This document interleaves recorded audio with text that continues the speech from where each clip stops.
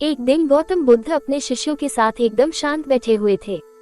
उन्हें इस प्रकार बैठे हुए देख शिष्य चिंतित हुए कि कहीं वह अस्वस्थ तो नहीं है।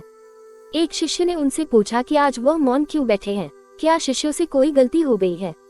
इसी बीच एक अन्य शिष्य ने पूछा कि क्या वह अस्वस्थ हैं, पर बुद्ध मौन रहे। तभी कुछ दूर खड़ा व्यक्ति जोर से चिल्लाया, आज मुझे सभा में बैठने की अनुमति क्यों नहीं दी गई है। बुद्ध आंखें बंद करके ध्यान मग्न हो गए। वह व्यक्ति फिर से चिल्लाया, मुझे प्रवेश की अनुमति क्यों नहीं मिली। इसी बीच एक उदार शिष्य ने उसका पक्ष लेते हुए कहा कि उसे सभा में आने की अनुमति प्रदान की जाए। बुद्ध ने आंखें खोली और बोले, नहीं, वह अछूत है, उसे आज्ञा नहीं दी जा सकती। ये सुनकर शिष्यों को बड़ा आश्चर्य हुआ। बुद्ध उनके मन का भाव समझ गए और बोले, हाँ, वह अछूत है। इस पर कई शिष्य बोले, हमारे आश्रम में जात पात का कोई भेद ही नहीं, फिर वह अछूत कैसे हो गया। तब बुद्ध ने समझाया, आज वह क्रोधित होकर आया है। क्रोध से जीवन की एकाग्रता भंग होती है।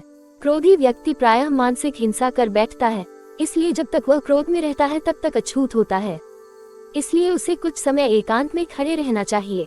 क्रोधित शिष्य भी बुद्ध की बातें सुन रहा था। पश्चाताप की अग्नि में तप कर वह समझ चुका था कि अहिंसा ही मनुष्य का महान कर्तव्य व परम धर्म है।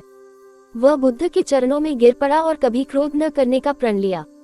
शिक्षा, आशय यह है कि क्रोध के कारण व्यक्ति अनर्थ कर बैठता है और पश्चाताप उसे बाद में होता है, जिसका कोई लाभ नहीं मिलता। इसलिए हमें क्रोध नहीं करना चाहिए।